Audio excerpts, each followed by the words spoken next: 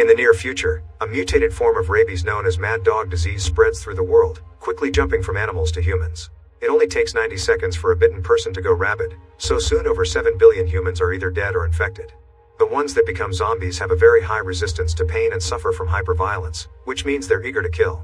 The world becomes a post-apocalyptic wasteland and violent zombie hordes become the norm. In an underground nuclear base, the military has gathered all the healthy survivors they could find. The soldiers have also teamed up with scientists at the Centers for Disease Control and Prevention to run some experiments and find a cure. However, to do so, they first need to find patient zero since their blood holds the answer. They keep a bunch of zombies locked up in cages and regularly interrogate them to determine where it all started. Morgan is a civilian who was bitten and infected, however he didn't transform.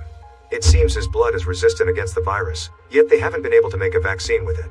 Thanks to that bite, Morgan is capable of understanding and communicating with zombies, so he's joined Dr. Gina's team to help with the research. The soldiers bring a raging zombie for interrogation, securing him to a chair inside a glass cell. The process starts by playing some music, which is painful for zombies. The infected guy wriggles in pain on the chair as he tries to break the bindings to no avail.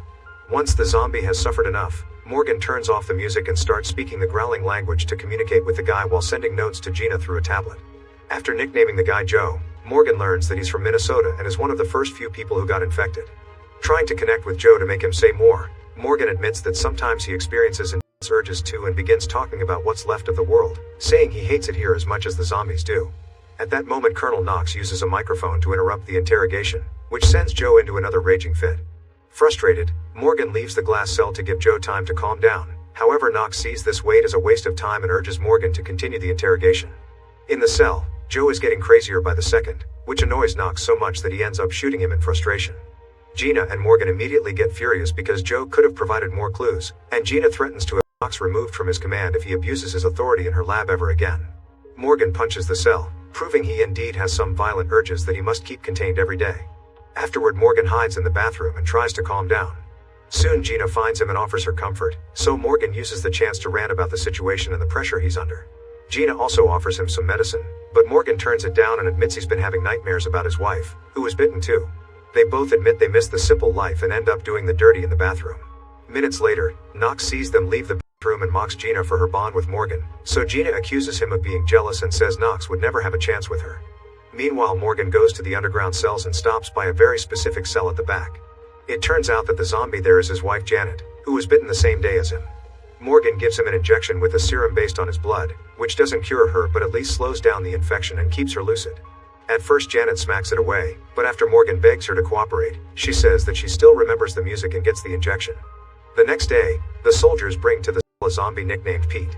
When they're about to tie him to the chair, he fights against the bindings until he breaks free and immediately attacks the soldiers. As the men struggle to keep him down, Dr. Scooter rushes into the cell to help, only for his arm to get bitten in the process.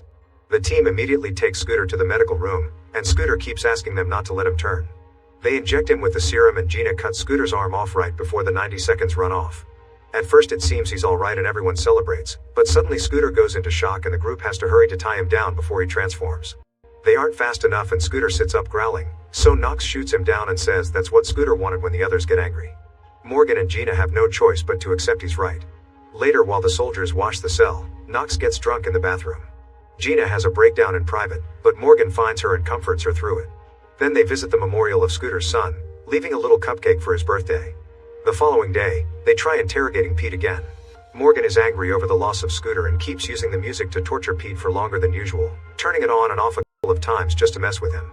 When the questions finally start, Peter shares he's from Minnesota and that he was infected in October, but he refuses to say more. Getting angrier, Morgan snaps and points his gun at Pete, who still doesn't answer the question and just says do it. Frustrated, Morgan leaves the cell. Later, Gina and Morgan meet with General Pierce and explain that both Joe and Pete were infected in Minnesota by a very early group.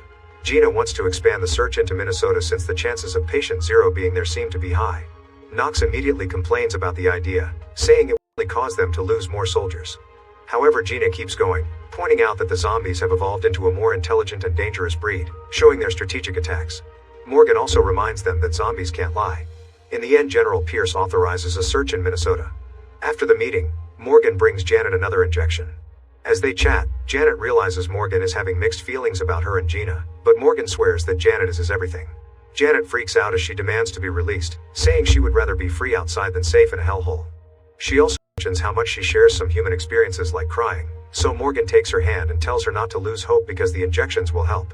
All the while, Morgan continues to have flashbacks of his old life with Janet.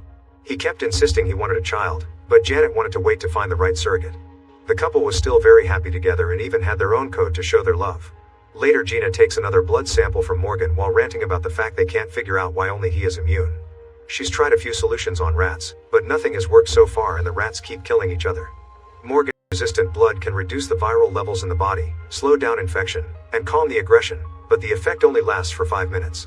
They're far from getting a vaccine yet, so Gina points out Janet's recovery isn't guaranteed and Morgan gets upset. At that moment, Gina chooses to confess her love for him. However, Morgan just leaves the room. That night, Morgan dreams about the night of the incident. He and Janet had been driving through the city and when they stopped at the traffic lights, 2 zombies jumped on their car and broke their windows. Morgan drove forward until the zombies fell, but when the car stopped, even more zombies jumped on the vehicle and reached through the windows, biting both of them. In the present, Morgan wakes up from the nightmare with a scream. Sometime later, Gina discovers that she's pregnant with Morgan's child. She can't help having a breakdown since she has no hopes that Morgan will return her feelings. Meanwhile, Knox and his men bring the fallen soldiers from the search mission to be cremated. After paying their respects, the soldiers get ready to move the bodies, only for a dead man to suddenly wake up and attack. It turns out he's a civilian zombie who dressed as a soldier to infiltrate the base. As the creature starts killing the medics and the soldiers one by one without hesitation, Knox sneaks around to get a gun, waiting for the right moment to strike. The alarm wails throughout the labs and soon more soldiers rush to the crematorium, where Knox is searching for the enemy that went into hiding. A newly transformed teammate jumps on him, so Knox quickly shoots him before he keeps on moving. At that moment, the infiltrated zombie jumps out and tries to attack him, but when he's about to bite Knox, Morgan comes in to pull the creature back. The soldiers want to shoot him, however Morgan asks them to leave him alive for interrogation. Then Knox points his gun at the infected, who shocks them by instantly surrendering and asking to speak to Morgan. The zombie is taken to the glass cell and the music is turned on, however the guy isn't bothered. In fact, he just sits there and takes out a cigarette to smoke. If it wasn't for his different colored eyes, nobody would be able to tell he isn't human. The soldiers found a campus ID on him, so Morgan nicknames him the Professor. The interrogation begins, yet the Professor isn't intimidated and answers with vague philosophy. He admits he's been looking for Morgan, who apparently is very popular in the zombie community. When Morgan asks him why the music doesn't affect him, the Professor explains that each zombie is unique just like humans, pointing out that Morgan's ability to talk to zombies is his own brand of infection uniqueness. This offends Morgan, who insists he isn't a zombie. The Professor also says that the zombies are a more evolved species than humans, who destroy whenever they feel like it too. Then he shares how he was infected. That day he was giving a lecture at the university. He kept getting calls from his wife, so he went to the corridor to take it. When his wife told him about the chaos taking over the city, the Professor heard a noise in the classroom and turned around to discover a horde of zombies breaking in and attacking everyone. The Professor tried to run away, but soon the zombies were rushing through the corridors and infected students jumped on him, biting him. His body transformed, but his mind was still clear enough to return home. However, as soon as he saw his wife and his daughter, the virus triggered his inner rage and forced him to eat them both.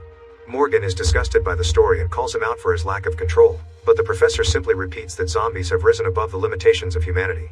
He doesn't think there's such a thing as a patient zero, and ignores the questions to rant against the government and the system. This causes Morgan to finally snap and punch him before leaving the cell.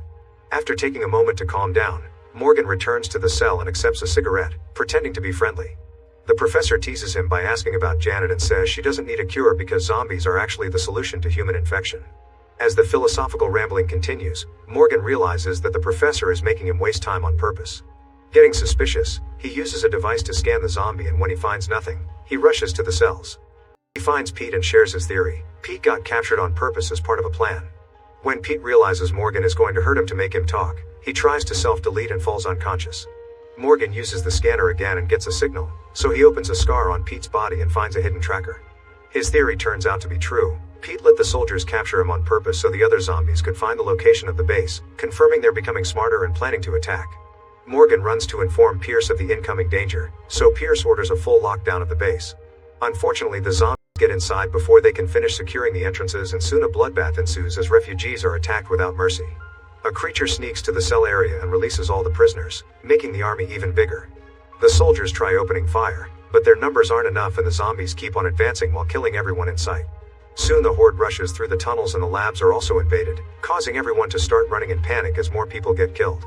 Knox takes Gina through a safe escape route and Pierce tries to follow them as the zombies chase after them. However, Knox shoots down Pierce so the zombies stop to feed on him, giving him time to escape with Gina in the elevator. A horrified Gina insults Knox's actions, but Knox says it was a necessary sacrifice for survival. Furious, Gina takes his gun and stops the elevator.